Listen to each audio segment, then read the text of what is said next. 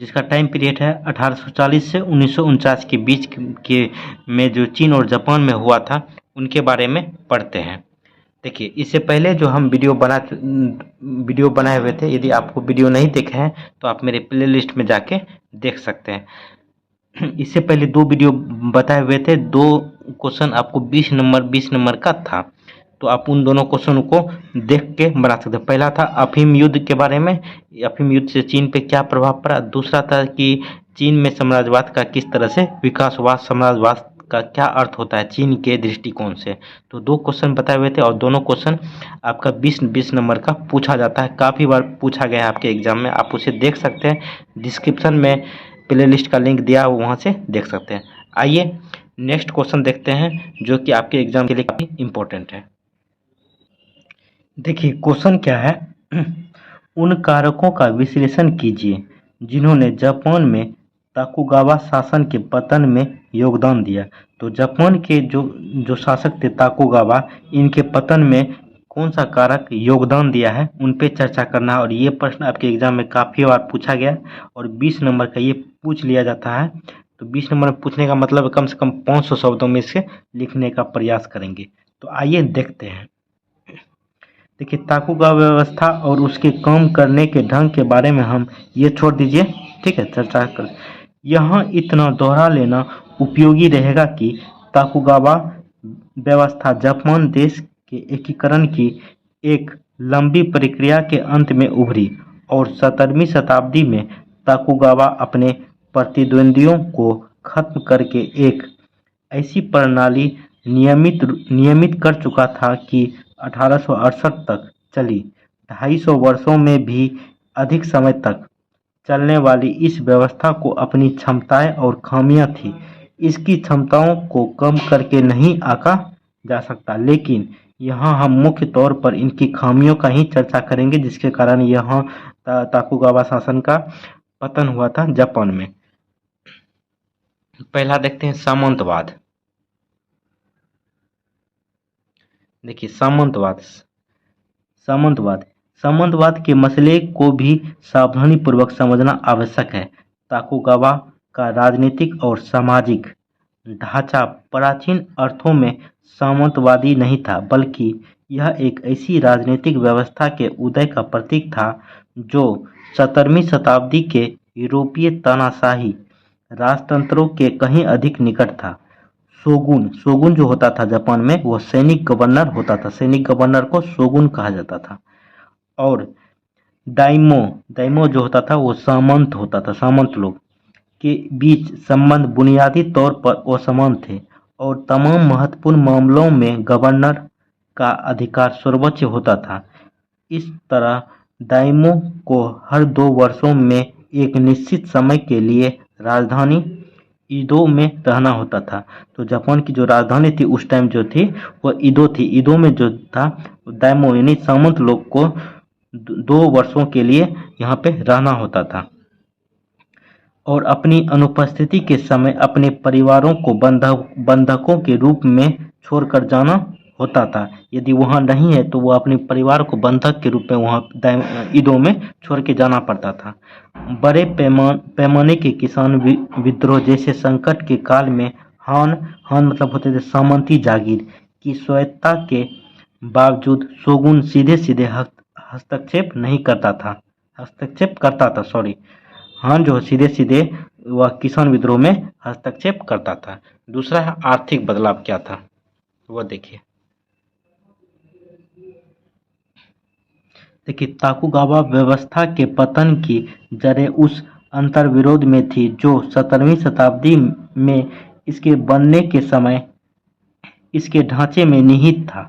यह अंतर्विरोध के एक सरल कृषि अर्थव्यवस्था पर आधारित श्रेणीबद्धता के स्तरों में विभाजित समाज की कल्पना करने वाले आदर्शों और एक कहीं अधिक जटिल वाणिज्यिक अर्थव्यवस्था की वास्तविकता और एक कहीं अधिक जटिल सामाजिक व्यवस्था के बीच था। शांतिपूर्ण विकास के एक लंबे दौर ने जो बदलाव किए, उन्होंने ऐसी सामाजिक और बौद्धिक शक्तियों को जन्म दिया जिन्होंने ताकुगावा शासन के आधार पर सवाल उठाए और उसकी जड़ें खोदी। इस व्यवस्था के सरल विचारों के आधार की और लौटकर इसे सुधारने के बकुफू के प्रयास अधिकाधिक नाकाम रहे। ताकुगावा के एक अधिकारी मत्सुदाइरा सादानोबू ने 1790 में जो कानसाई सुधार लागू किए, वे ताकुगावा द्वारा अपने ढहते शासन को मजबूत करने और अपने अधिकार को फिर से व्यक्त करने के अंतिम बड़े प्रयास थे। उनकी असफलता पतन की शुरुआत थी, जिसे जापान को मुक्त करने के उद्देश्य से आने वाली पश्चिमी ताकतों ने और निश्चित कर दिया। देश के अंदर की मुसीबतों ने विदेशी दबाव की उपस्थिति में और भी भीषण रूप ले लिया और इसका परिणाम यह हुआ कि ताकुगावा का पतन हो गया और मेजी सरकार का उदय हुआ। ताकुगावा शासन के बाद मेजी सरकार जापान में आया। तो आइए नेक्स्ट पॉइंट चर्चा करते हैं, जो ताकुगावा शासन का पतन का मुख्य कारण बना। तीसरा पॉइंट है तनाव और द्वंद्व। देखिए, नकदी अर्थव्यवस्था का विकास होने और उसके परिणाम स्वरूप सामाजिक संबंधों में होने वाले बदलावों ने तनावों और द्वंद्वों को जन्म दिया। समुराई के भीतर विभाजनों के कारण सामान्य हितों की स्थिति नहीं बन सकी। सौदागर भी एकजुट नहीं थे, बल्कि उनमें भी हितों को लेकर विभाजन था। बुकुफू के कृपा पात्र अपेक्षा के सौदागर ताकुगावा के ढांचे से निकट से संबंध थे और जब इसका पतन हुआ तो वे भी समाप्त हो गए। बस एक मित्सुआई घराना बचा और वह भी अपने संस्थापक की दूरदर्शिता के कारण। देखिए, ग्रामीण सौदागरों ने एक गतिशील भूमिका निभानी शुरू कर दी थी। उन्हें विशेषाधिकारों के मुनाफे नहीं दिए गए और बदलाव की आवश्यकता के प्रति उनकी प्रतिक्रिया अनुकूल रही। शहरों की तरह ग्रामीण क्षेत्रों में भी आर्थिक बदलावों ने सामाजिक संरचना को गड़बड़ा दिया और अर्थव्यवस्था की स्थितियां बारंबार और अधिकाधिक हिंसक होने लगी। 1780 और 1830 के दशकों में अकाल कीमतों में वृद्धि या अत्यधिक कर लगने से किसानों में विरोध भड़का और किसान वर्ग पर ताकुगावा शांति को ताकत के साथ लागू किया गया और 1637 में देखिए किसान में जो विद्रोह हुआ था, उनको एक शक्तिशाली तरीके से उसे दबा दिया गया। कौन दबाया? ताकुगावा शासन ने। 1637 में शिमाबारा के विद्रोह को अत्यंत कड़ाई के साथ दबाया जा चुका था। बीच के वर्षों में इन विरोधों ने सामूहिक निवेदनों से बढ़कर हिंसक कार्रवाइयों के रूप में ले लिया गया। यह विरोध कई गांवों में फैल गए और इनमें हजारों ने भाग लिया। छठा कारण है शिक्षा और विचार। देखिए, पूर्व आधुनिक काल के आंकड़े बहुत विश्वसनीय तो नहीं है, लेकिन यह कहा जा सकता है कि अधिकांश पूर्व औद्योगिक समाजों की तुलना में जापान में शिक्षा का स्तर ऊंचा था। तोकुगावा या मंदिर, देखिए तेराकोया, ठीक है, या मंदिर स्कूलों से लेकर डाइमो और बकुफू के प्रयोजन वाले स्कूलों और निजी विद्यापीठों तक विभिन्न स्कूलों ने जनता का एक पढ़ा लिखा वर्ग बनाया। शहरों में साक्षरता का प्रसार, प्रकाशन उद्योग की विकसित स्थिति और कस्बाइयों की शिक्षा और संस्कृति जीवंतता का प्रमाण है। देखिए, ताकुगावा समाज के आदर्शों और मूल्यों पर सवाल उठाने ने भी तेजी पकड़ी और इसे अनेक स्रोतों से प्रेरणा मिली। चीनी ज्ञान की श्रेष्ठता पर जो सवाल उठे, उससे विद्वानों को जापानी संस्कृति और सभ्यता के आधार की खोज उस अतीत में करनी पड़ी जब वह चीनी मूल्य से बची हुई फल फूल रही थी। मोतरी नोरीनागा ने मुरासाकी शिकोबू के क्लासिकी हुई उपन्यास मेजी की कथा के अध्ययन के माध्यम से जापानी संस्कृति के असली केंद्र का पता लगाने की कोशिश की। उसके अनुसार जापानी संस्कृति का केंद्र किसी दिव्य रूप से अवतरित सम्राट में, शितोकामी या देवताओं में और तार्किक प्रभावना की परंपरा में। देखिए, हम ये वीडियो बनाने का उद्देश्य ये है कि आपको कम टाइम में 20 नंबर का क्वेश्चन तैयार हो जाए। आप यदि एक बार पढ़े हैं तो आपका रिवीजन हो गया, यदि नहीं पढ़े हैं तो आप इन प्रश्नों को देख के अपने खुद आप तरह से वर्ड मिल आप खुद से बनाने का लिख सकते हैं एग्जाम में। आइए दूसरा प्रश्न देखते हैं। कम टाइम में यदि समझना होगा तो थोड़ा लंबा वीडियो हो जाएगा जो आपके लिए थोड़ा सा उपयोगी नहीं होगा। कम टाइम में यदि आपको एक तरह से अच्छा वर्ड मिल गया आप इसे बना के भी लिख सकते हैं। दूसरा क्वेश्चन है स्पष्ट कीजिए कि क्यों और कैसे जापान एक साम्राज्यवादी शक्ति बना। तो जापान जो है साम्राज्यवादी शक्ति क्यों और कैसे बना, इन पे चर्चा करना है। ये भी प्रश्न आपके एक बार पूछेगा और 20 नंबर का पूछ गया है। 20 नंबर अपने को विस्तार से जानिए। जापानी साम्राज्यवाद का उत्थान पश्चिमी प्रसार एवं संघर्ष के दौर में हुआ क्या कि जापान में जो पश्चिमी देशों के समानता आधार को स्थापित करने के लिए दोहरे का पूरा करने पड़ा, तो ये जापान पे एक तरह साम्राज्यवाद विस्तार होना स्टार्ट हो गया था। ठीक है, देखिए, प्रथम उसने असमान साम्राज्य व्यवस्था को समाप्त किया और ठीक उसी समय उसने अपने नियंत्रण एवं प्रभुत्व का प्रसार कर इस कार्य को क्रियान्वित किया। पश्चिमी राष्ट्रों ने जापान के सम्मुख चुनौती प्रस्तुत की थी। जापानी नेतृत्व उसके प्रति भली भांति सजग था और इसके बदले में उसका यह विश्वास था कि जापान की संपन्नता के लिए उसका चीन के बाजारों एवं संसाधनों पर नियंत्रण करना अपरिहार्य था। जापान के चीन में जो हित थे उनके कारण उसका ब्रिटेन एवं अमेरिका के साथ संघर्ष हुआ, लेकिन जापान ने भी इन देशों के साथ अपनी व्यापारिक एवं सामाजिक संबंधों को बनाए रखा।